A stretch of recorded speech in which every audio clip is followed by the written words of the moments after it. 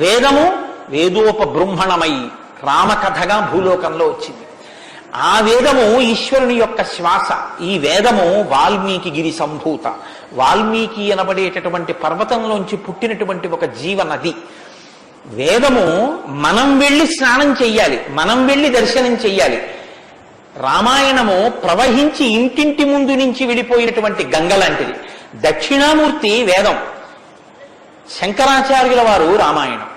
దక్షిణామూర్తి ఎక్కడో ఒక్క చోట కూర్చుని ఉంటారు. సనక సనందనాదులు కూడా ఆయన కూర్చున్న చోటికే వెళ్ళి నమస్కారం చేసి జ్ఞానోపలబ్ధి పొందాలి. శంకరాచార్యుల వారు అలా కాదు. శంభోర్మూర్తిశ్చరతి భువనే శంకరాచార్య రూప.